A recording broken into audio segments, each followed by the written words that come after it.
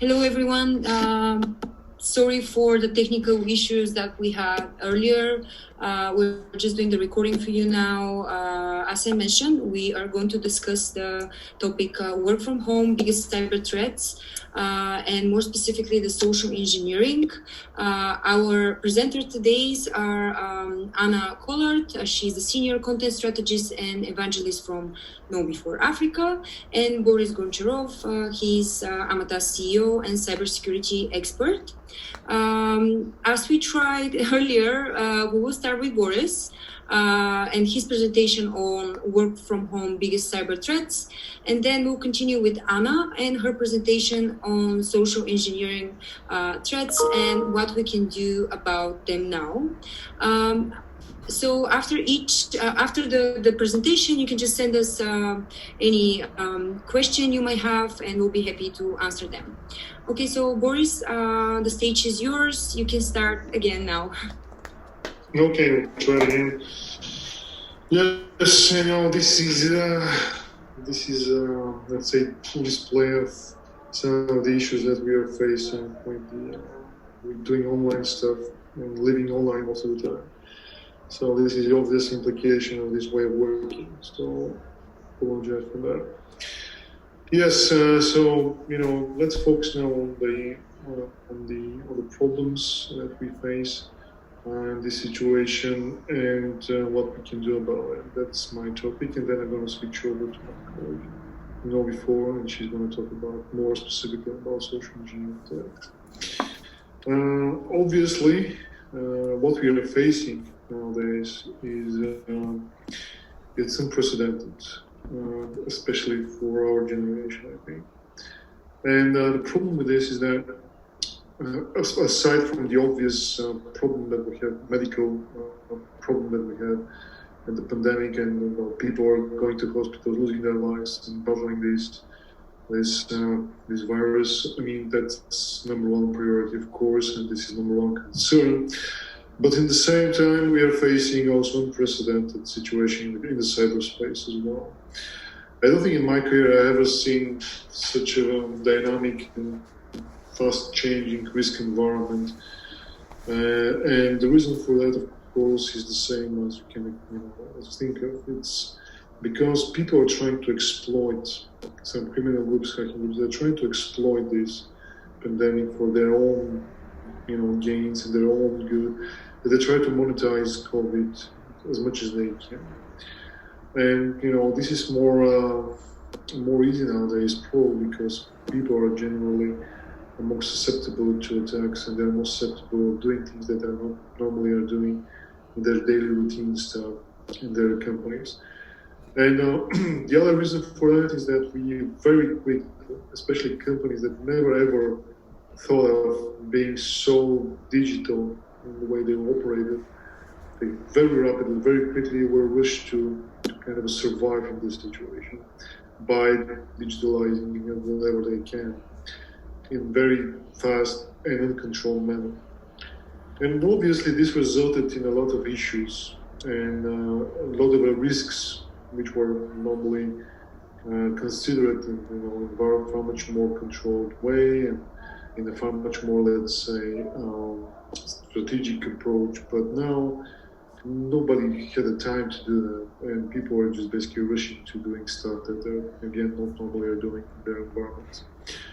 And again, we are facing, in cyberspace, the same fear, uncertainty, and doubt, and we are not properly suited and prepared to kind of so quickly, adapt to this new normal from cybersecurity perspective.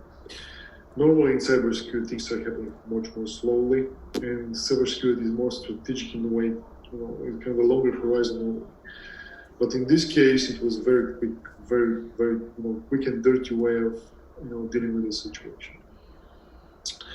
Just to summarize what we see as some statistics here, this was expected. Unsecured remote desktops now are up with 40% compared to the pre-COVID situation, and this is because, again, this rush to secure your operations, company operations. And when you have a situation like that, you kind of try to make sure that you can provide your service, you continue to operate your business without spending too much time on thinking about security consequences. And in this case, a lot of insecure endpoints, insecure desktops were exposed to the internet without properly, implementing different controls or defenses. And that's why we have so many things, now part of our environment, which we normally will not be allowed because they're not properly secured. And just to add to this problem, you see a lot of RDP brute force attacks where they are up with 400%. And the main reason for that, again, is that the company wanted to find very quick and easy way to allow, their employees to access the environment without thinking about the consequences too much, or thinking about what they don't have a choice. So the most easiest way to do it is just to allow RDP connections to the network. And of course, this creates a lot of attack, avenue for attacks, and this actually exposes the environment in a lot of ways to remote attackers. So this is again coming from the same issue. Email scams and social engineering attacks are up with almost 700%, and this is a staggering number. Normally this was kind of a more, let's say, in the range of 30% annually, but now we're talking about just for several months we have an increase for 700% of these type of attacks. Again, the reason for that is that people are normally feeling anxious, worried, and under stress because of this situation, and therefore much more susceptible to those things that are normally not, they're not doing normally. So in this case, cyber criminal groups are trying to make a profit, and the main based on one research from Interpol, the main driver behind these type of attacks is just to monetize, to make money out of the situation. So then the main concern now, the main reason why we see this increase is because these people, they want to make just some money. Users now are 3 times more likely to click on a phishing link, again, especially when these phishing attacks are kind of related to COVID in some way, or kind of mimics some authorities. So normally people are kind of more easily accepting these messages, or kind of do not kind of check the source of this information. They're just rushing to open emails or click on links and stuff like that. And this is because now again people are generally under stress, and normally their mind controls are not working well. Insecure remote access, I think this is obvious problem we discussed, and it's connected related to the previous topic. Billions of COVID pages are now created on the internet related to COVID, which is very interesting, especially when you consider the fact that 90% of these newly created pages or domains are used for social engineering, for phishing, for other types of cyber attacks. Again, with the main objective to make some money out of that. We see a lot of, this is just an example with Zoom, which, it was kind of, attacked and exposed. And you see now this stolen accounts from Zoom are now on the silent dark web. And this is the normal pattern of the way this attacks works. The COVID now also relates very closely to the increase of ransomware attacks. We see more than 30% increase, and we're going to see even more coming next month, because again, this is one of the main ways of how cyber criminal groups or individuals can make some money out of cyber attacks. This is the most easiest, most convenient way of doing these things. So that's why we see such an increase in these type of attacks. And, we see a lot of these new domains as well created for the single purpose of doing some phishing and social media attacks. What kind of risks we see? Just kind of a wrap up and summarize what we have in our environments. So we see kind of 6 main types of attacks or risks that we face. Online scams. obviously related to COVID most of the time. This can be ranged from selling fake products online, or doing some kind of social engineering attacks and make people to click somewhere to kind of extract their data and stuff like that. So this can be very, very diverse in the way this is done. It can be a lot of things, but often definitely these are the stuff related to making some money out of the fears of people. This can be a fake vaccines, fake products, fake whatever, fake face masks, whatever. I mean, this can be a lot of things, of course. Malicious domains, again, as you see from previous slide, we have a lot of new fake pages created daily, and this is normally used to trick users to do something they're not supposed to be doing, and to steal their information, steal their data, and monetize this information. Disruptive malware is on the rise. This is generally speaking about ransomware and DDoS attacks. In some cases, these DDoS attacks are targeting hospitals and targeting medical institutions. We had just yesterday we had an attack on John Hopkins Institute, I think, or it was another one in Germany. I don't remember exactly, but this is something that, again, the main purpose is not directly to harm anybody, but to make money out of this situation. Data harvesting malware, this is more kind of a more sophisticated type of attack. It's related to, stealing data, personal data, or to stealing, user data, in order this to be used for further attacks, other attacks, or to be sold in the dark web or on the internet. Phishing, again, social engineering attacks, one of the main, areas of concern, and misinformation. Well, misinformation may sound not directly related to cybersecurity that much, but it actually has a lot of implications on cybersecurity, because misinformation is used in conjunction with other forms of attacks, or this kind of a precursor of other attacks, and this makes people doing stuff that they're not supposed to be doing. So it's kind of a more sophisticated way of making people doing stuff. Percentage-wise, we see that number one type of attacks based on statistics is phishing or scam or fraud. As you can see, number one type of problem. Fake news is a problem, but kind of on the last place. Consider the other type of risks. Malware and ransomware in the second place, and malicious domains third. So as you can see, phishing and scams and fraud is number one type of a risk that we are facing. I'll just give you some examples of this type of attacks, phishing attacks or social engineering attacks. Of course, as the way this goes, normally phishing is using authority to try to convince people to actively do something when they receive an email or visit a web page that they're not supposed to be visiting. In this case, this is an example of World Health Organization message or email.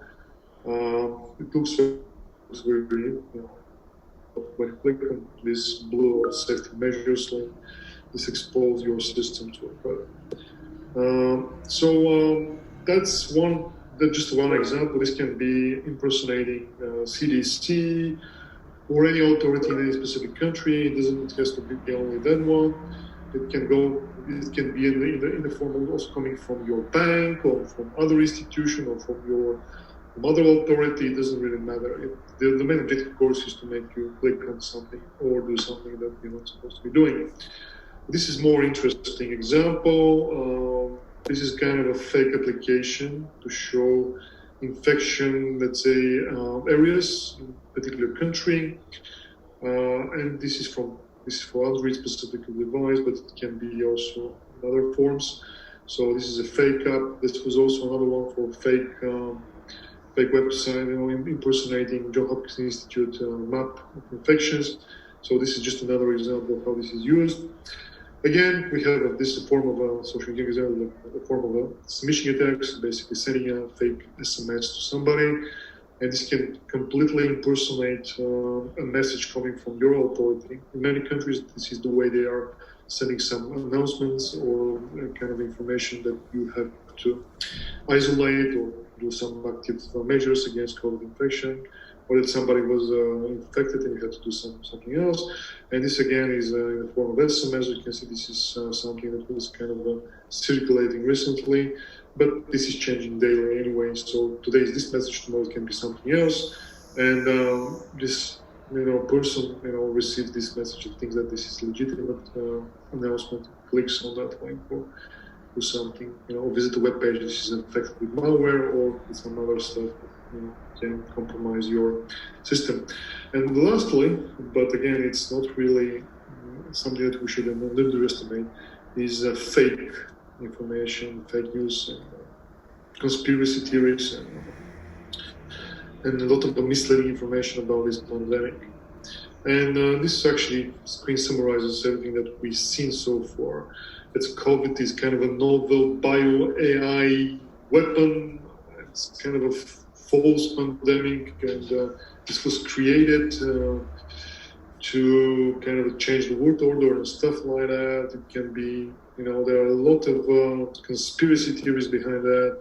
We can dedicate 1 week only talking about this, but the implication for cybersecurity is not, it's obvious, sometimes it's ridiculous, but the implications are that people can be misled, or this can be used against them to make them, again, do something, maliciously without their, consent, or without them realizing that they're falling into some specific scam or something like that.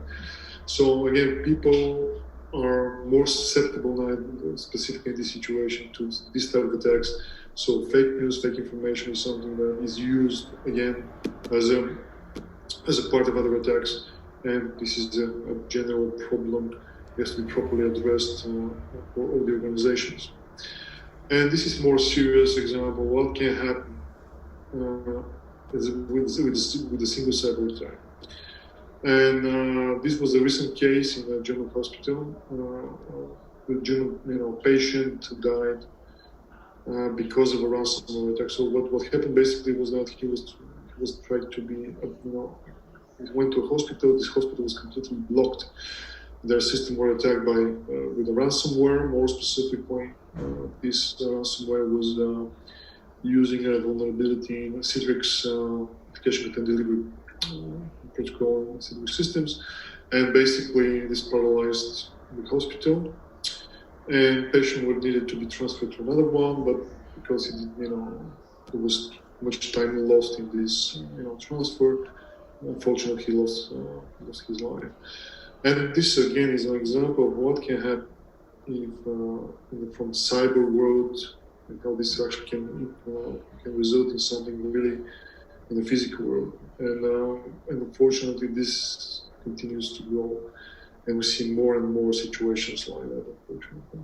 So today, this border, this red line between physical and cyber are kind of diminishing.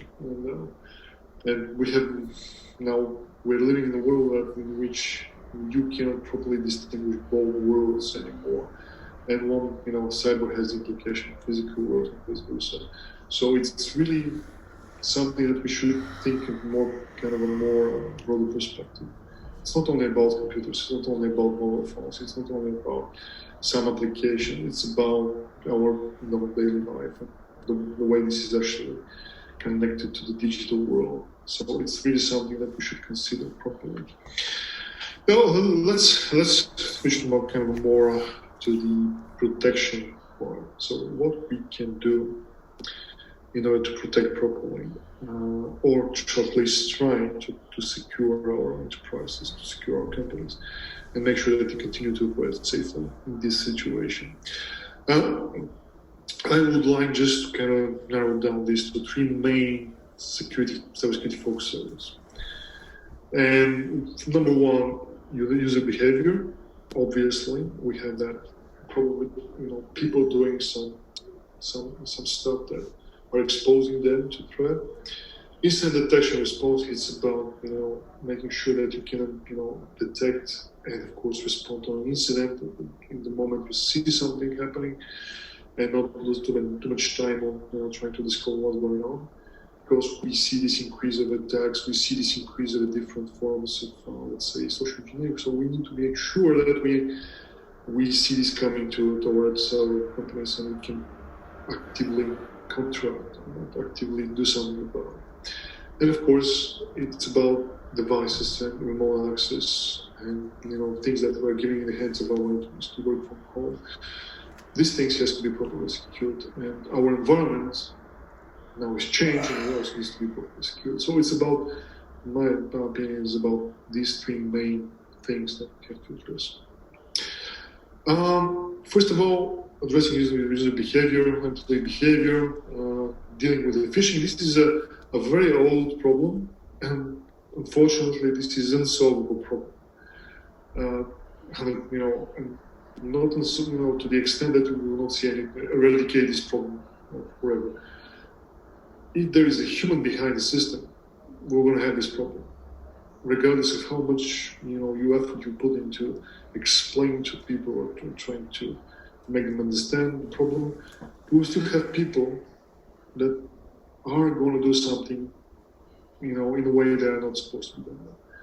It's going to be, again, because we have emotions. We are humans. It's not about that somebody is lazy or that somebody don't want to do something. Maybe sometimes this is the case, but we are humans. We have emotions, and in situations that is clearly visible that people are, reacting emotionally to these things. And there are other people that are, waiting for something like that to exploit it. So it's about minimizing the exposure. It's not about eradicating this problem with the people with user behavior or employee behavior. It's about making sure that you keep it under control and have it, at least to kind of minimize the exposure to your enterprise. So this is about this problem. Again, it's all stuff that we have to think about, but now maybe the variety of attacks that is going on is more, let's say, diverse and more aggressive. Again, it's about very nice message queues and phishing, indicators, something that this can be done if you have a range of employees. This cannot be manually done, or even if you send a paper to do this, people they won't be able to respond properly. The best way to deal with this is just kind of do a simulation with, like what KnowBe4 is providing with that platform. It's about simulate a real life situation and learn on the go with your fellow employees. That's the best way. Learn with example. Learn as you go. Learn as you practice. That's probably the most efficient way of teaching somebody something. Of course, it's about making sure that they don't provide personal information or credentials. But again, humans are humans. They're going to respond to specific authorities to some situation that they don't control properly. This is something that also has to be addressed properly to avoid any online offers for coronavirus-related vaccines, cures, or treatment stuff. That's most probably are fake, and most probably it's about online scams. And then they have to be trained not to rush or act under pressure, which is something very difficult, especially in this situation. And report when unsure. So if they see something, they should report. I know that this is basic stuff. I know that this has been on the table for at least a decade with our fellow employees, but it doesn't go away.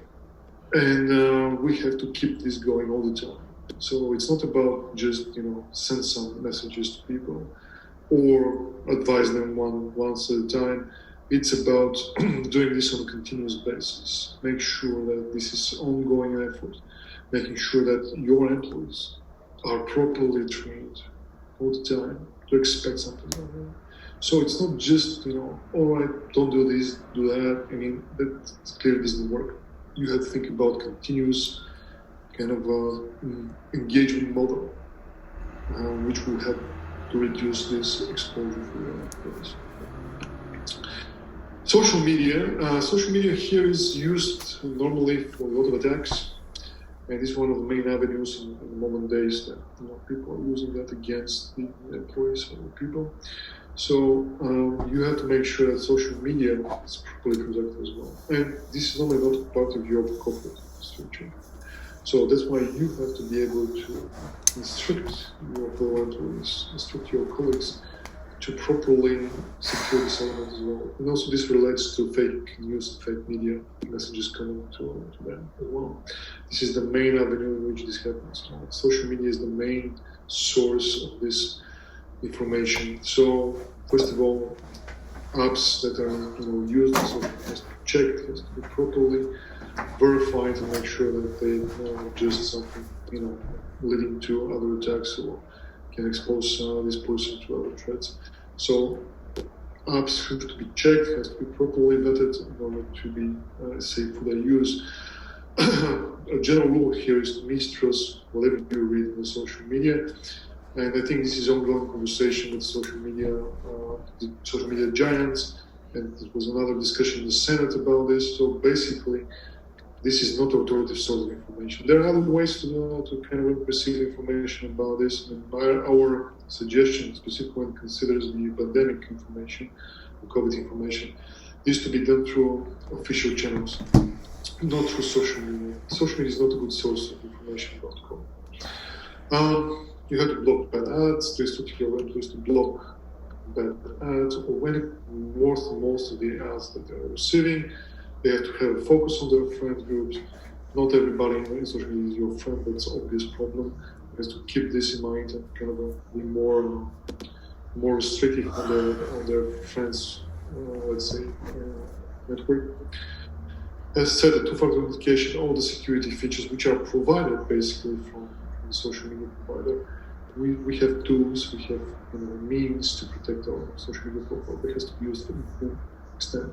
Or we can actually go dark for a certain period of time until the situation can calm down, or go nuclear, in my opinion, the best option. But this means that you have to close your social media account completely.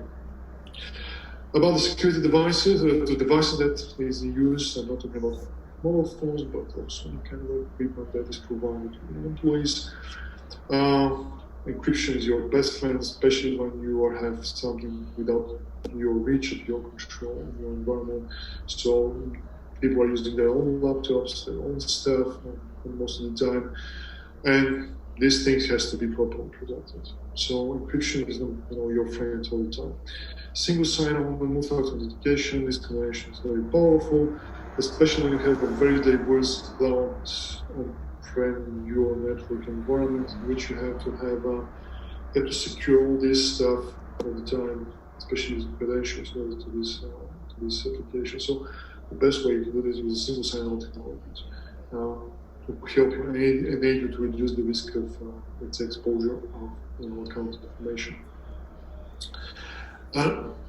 Especially when you have bring your own device stuff floating around all the time. It's advisable to ensure that you have proper endpoint protection baseline established for all the devices. And this is something that it's very straightforward and has to be properly checked. But it's not only describing what it must have on endpoint level, but also to verify that this actually is the case and people are following these instructions. You have to keep it up to date. You have to update as much, especially when you have situation like new vulnerabilities introduced every day. So you have to make sure that your applications, your operating system are kept up to date. And this also applies to home user of specific device as well. And again, patching, especially security patching, is very important. So following these updates. Leverage DLP, data leak prevention, if you have any, because this is especially important when you have a situation with this diverse environment, home workers, and you don't have the same level of control anymore. So one of the ways to kind of regain your control is leverage your DLP solution, or implement one if you don't have it. So that's kind of something that has to be considered. And finally, one of very kind of sounds strange looking, let's say, devices don't use the antivirus. Antivirus doesn't exist anymore in the classic form of which we know. More specifically, you should consider something much more advanced, like endpoint detection response technology, which is actually the ancestor of the antivirus solution that we all know from our experience. Again, about the network, just basic guidelines here. Again, test your remote access infrastructure. Not just assume that you have everything in place and everything is fine. You have to be able to properly test your VPN, let's say, how it works, whether you have any issues with that, or you have any security flaws here and there. You have to test your remote access infrastructure, make sure that you have everything in place. Do not RDP unless this is a life-threatening emergency. Don't do RDP because this is used widely to compromise your network. You need to be able to monitor the extended network. By extended network, what I mean is all these devices living outside of the network perimeter, which, by the way, doesn't exist anymore anyway. But you have to have this capability to monitor the traffic and to see what's going on, away from your corporate environment. Secure conferencing, this is obvious problem that has to be taken care of. Don't rush into use stuff that is not properly vetted or don't have a feedback from your security team. This is something that has to be considered properly. Privileged session management is a very powerful tool. If you don't have it, this is strongly advisable.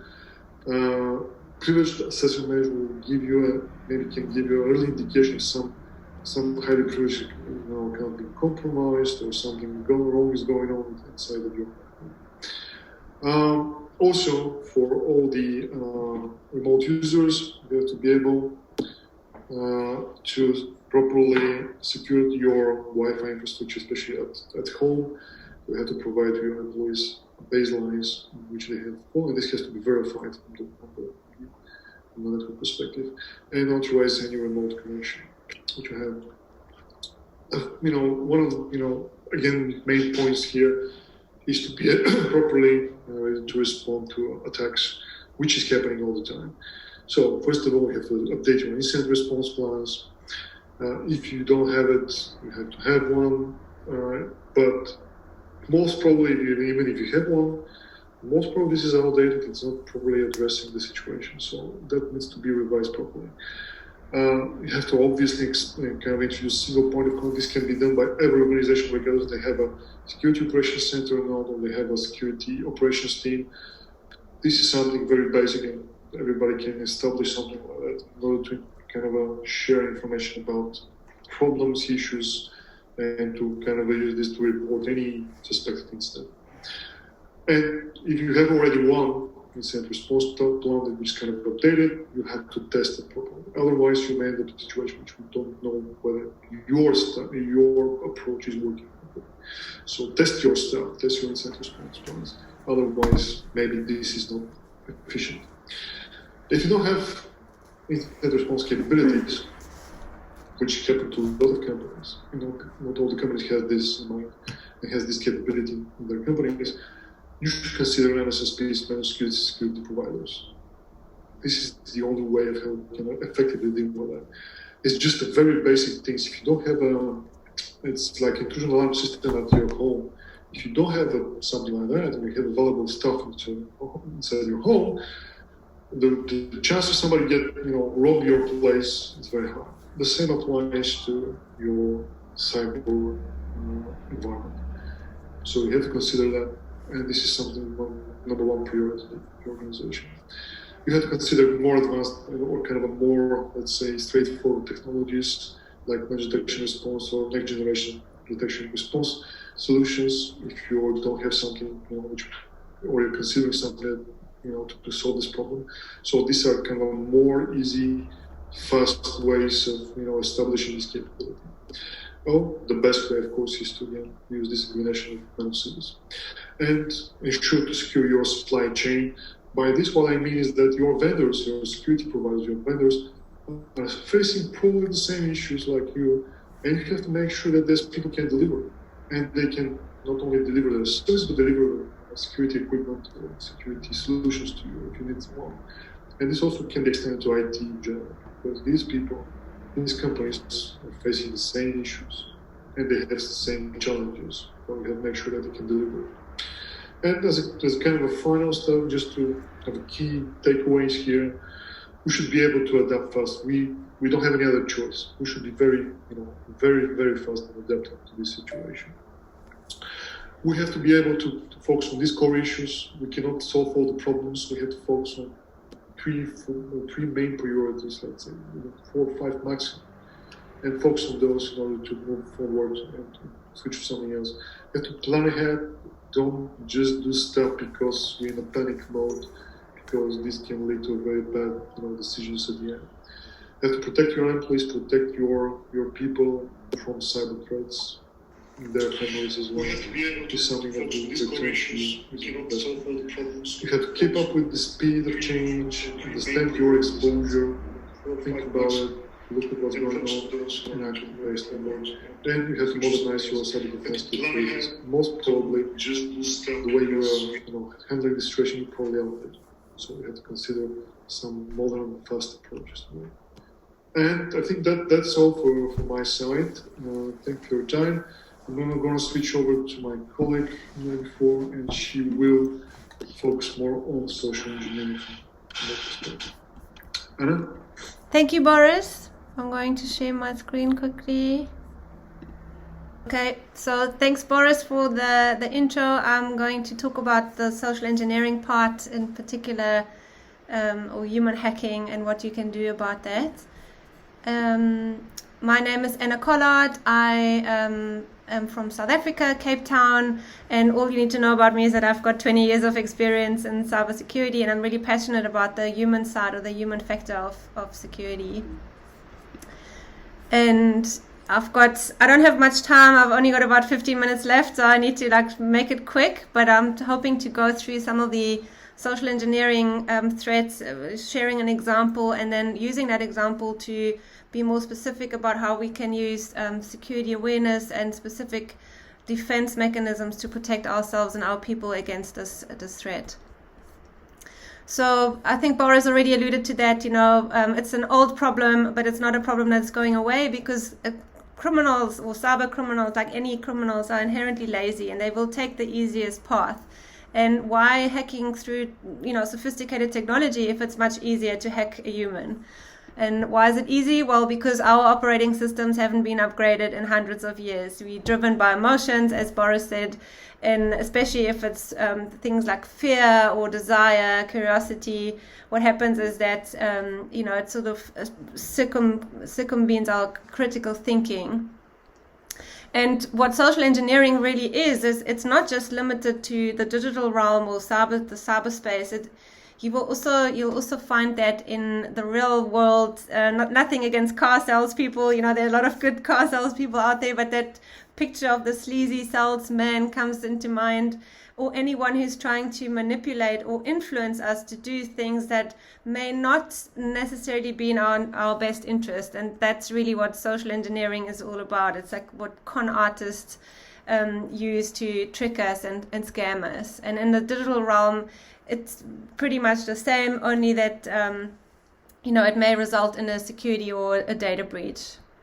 So the goal really of any sort of social engineering attack is to what is called conduct an amygdala hijack. So what that does is we need to understand, like our brains, we've got in the front here, we've got our more modern sort of frontal lobes. That's our newer brain where critical thinking, reasoning, planning takes place. And then in the back, we have these two, they're about a walnut size, large nerve centers called the fear centers, or the amygdala. And what happens is when our emotions are triggered, they get processed there, and they cut the frontal lobes off. So it's literally a hijack attack that happens, and we no longer think logically, and that explains why sometimes people do really stupid things. And social engineers or people hackers want to do exactly that. They want to hijack our amygdala in order to reduce or even switch off our critical thinking. How do they do that? Obviously through, the most common form is phishing, but there's also voice phishing, smishing, which is via WhatsApp and SMS, and then also in-person impersonation. And often if it's a more sophisticated attack, then they would use a combination of all of these together. And as Boris said, phishing is still the number one major common denominator of all sort of data breaches out there. It depends which report you look at. There's different stats, but it's between 30% and 90% of the cases are being, referenced back to an initial phishing attack. This one Boris also talked about. And, right now, obviously, we're working from home and being part of this sort of global anxiety that everybody's feeling. Unfortunately, that makes us even more vulnerable or susceptible, because our brains, when they're in that state, revert back to what is called the heuristic thinking, or more the reptilian brain. And again, that circumvenes critical thinking, unfortunately, and makes us more vulnerable. And the social engineers or the cyber criminals know that and take advantage of that.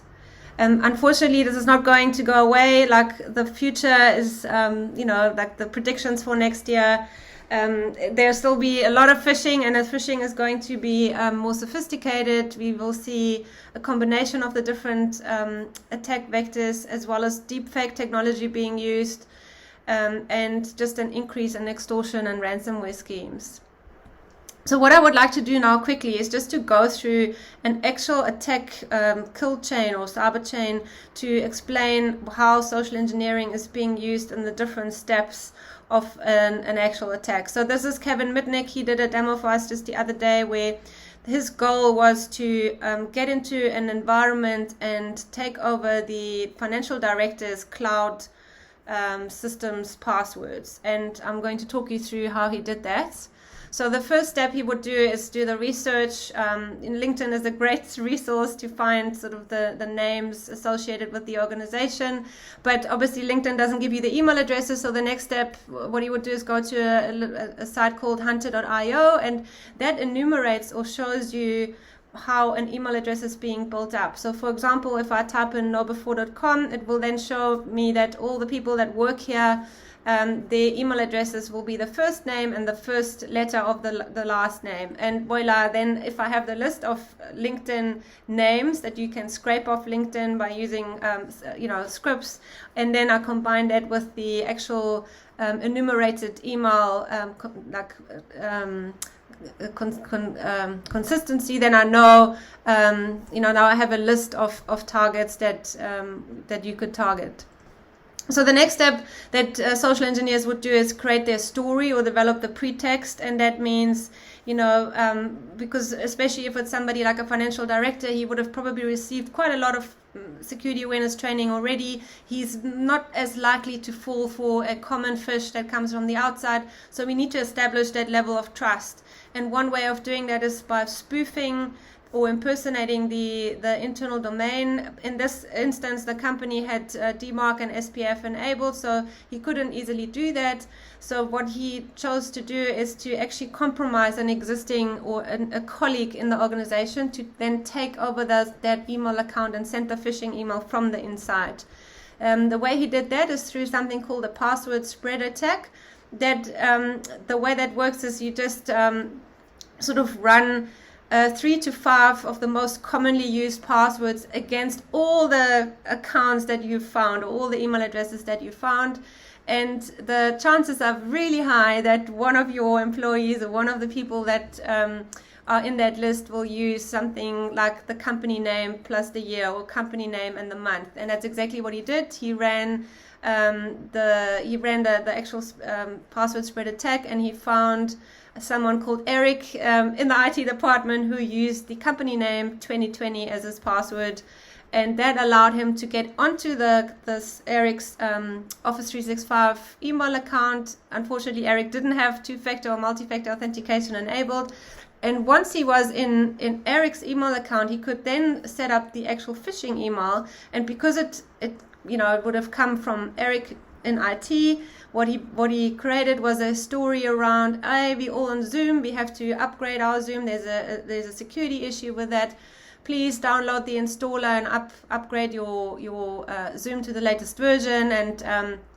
thank you very much, And because John, the financial director, he received that email, he saw, geez, this is from Eric, I know Eric in IT, I trust him, this sounds pretty legit.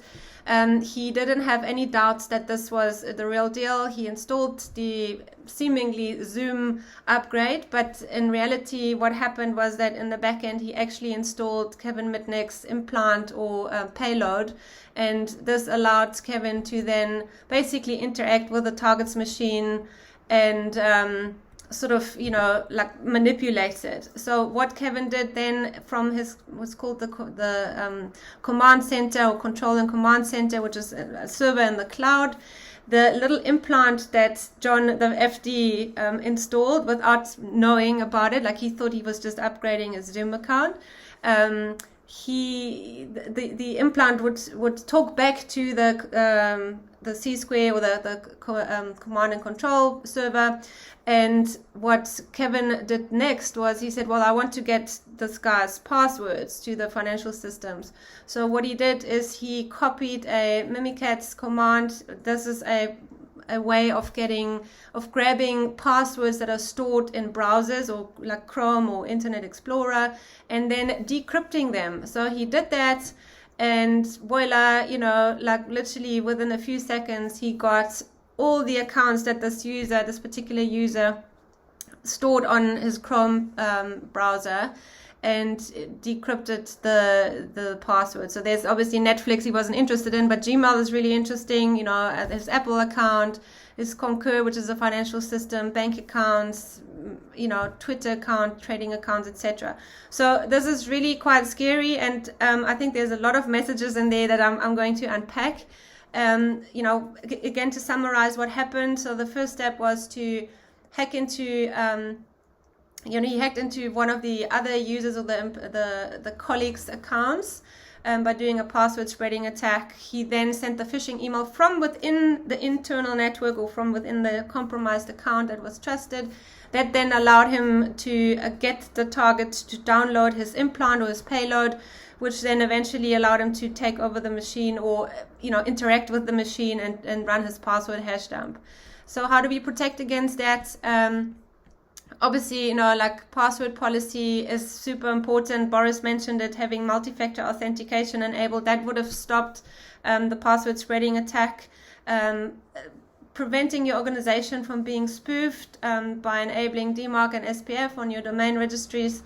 User education, absolutely super important. Like, let your users not just, you know, they mustn't just think in terms of phishing about, you know, these banking scams or Nigerian print scams, but it's really more elaborate and more sophisticated. So even emails from the inside or from people that they think they know, you know, could be compromised. On a technology side, there may have been technology that could have picked that up, like, you know, CrowdStrike or some of the behavior monitoring systems. They may have picked that calling home beacon.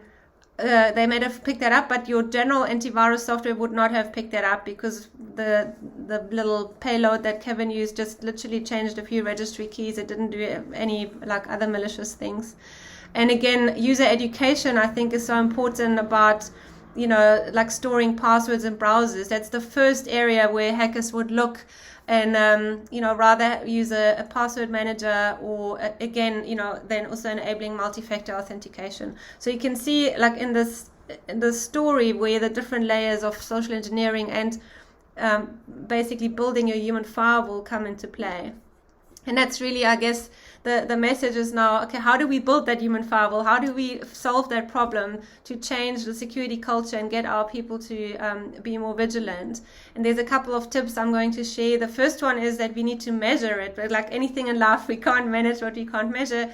So one way of doing that is running a security awareness proficiency assessment, for example, because that gives you insight into where our people may have weaknesses or need to understand a little bit more about security, or where they know quite a lot already, so we don't need to train them on, let's say, bring your own device policy, because they already know a lot about it, you know.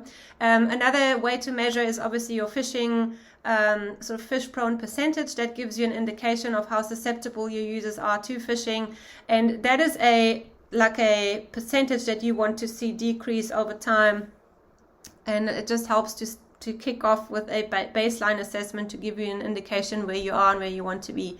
The next tip that we always share with everyone is to, consider security awareness or culture it's not a technical problem, it's a human problem, it's a change management problem. So we need to work with the other departments, like your HR department, the marketing departments, making sure that the communication we use fits within the company culture, and also being aware that we may have different cultures even within the same company. So your IT guys, for example, are different to the call center guys, or different to the finance guys, and they may appreciate different content.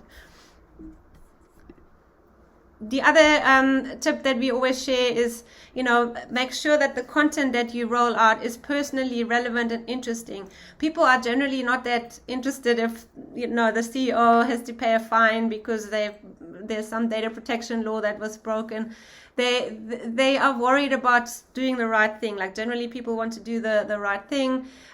Also, if it affects them and their families, or any information that helps them to protect their kids, for example, that is really, really useful. And it, if it's personally interesting, then they will, especially now with all of us working from home, that behavior will then also filter through to the work environment. And make the content short and sweet, and choose different content for different audiences, not too long. And sort of, emotional as well. So if it uses a bit of humor or engages our emotion, if there's a story, it's just easier for us to remember. And then very important is to combine any of your training activities with frequent random phishing simulations. And why is that so important? You want to have it randomized, because if you send the same phishing email to everybody in the company, the people talk to each other, and then they won't fall for it. So it's important that everybody gets a different one. And if you make it really frequently, like for example, with us, we get a phishing email every week. And it really gamifies the whole experience, because when I know I get phished once a week, I literally look at every single email that comes, even when it's from internal. I look at it a bit more suspiciously and verify, is that really true? The other important thing to keep in mind here is to, the phishing simulation is not just a testing tool or to measure where the people are. It's an actual training tool, because even if you fall for it, you really feel that kind of, oops, especially the guys in IT who think, I would never fall for it. When they do, it really drives the message home that it could happen to anyone. And it's sort of, it manifests the learning experience. And it's also really great to teach people the red flags when they fall for it, like what could have given that phish away. And then lastly, it's important to make it really easy to report the phishes. Like in KnowBe4's case, we have something called the phish alert button. It's just a plugin that goes into your user's Outlook or your email client, and it makes it easy to report both the simulated phishes as well as real phishes. And then it's also important to give them feedback, like really reward the users for reporting and let them know they, it's great that they're helping us to stay safe from cybercrime. And then lastly, it's important to work with a partner that makes all of this easy and simple. I know that as security or IT managers, you have so much on your plate, especially now. So changing cultures is not an easy feat, but if you have the right partner and the right platform, then it can be really something that is running in the background. With Amatas, they have a managed service where they will hold your hands and set up set it and forget it campaigns that run in the background without you having to worry about it. There's a lot of automation built into the platform. Like, for example, it will send out notifications to people that haven't done their training yet. We can then also configure it to send reminder emails to the managers to follow up with their team.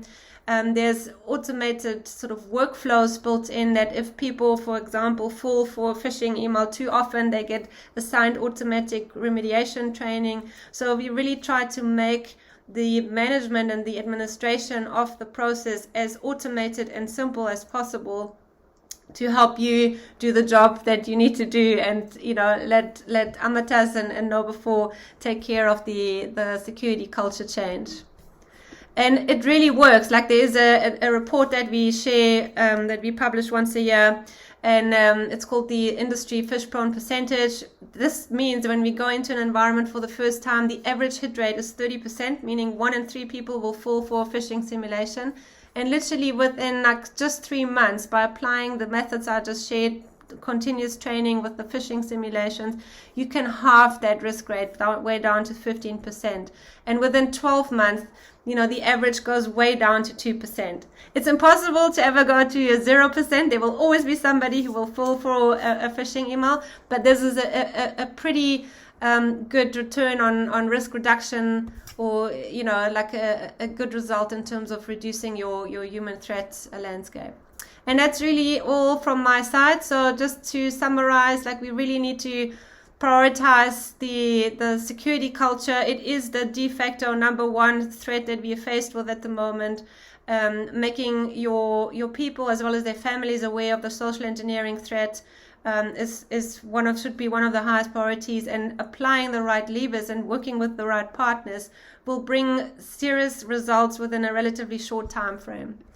And that's all from my side. Thank you so much for having me. Thank you so much, Anna and Boris. That was definitely a very interesting discussion, and I hope we managed to provide some advices related to social engineering to our audience today. I also wanted to inform our audience there will be more webinars coming up together with KnowBe4, where we'll discuss more topics related to work from home, biggest cyber threats. So I hope we'll be able to have a live webinar next time, and we'll be able to communicate through the chat box, and our audience will be able to ask questions. Thank you so much again, and I hope I will see you soon. Thank you. Bye, Anna and Boris. Bye-bye.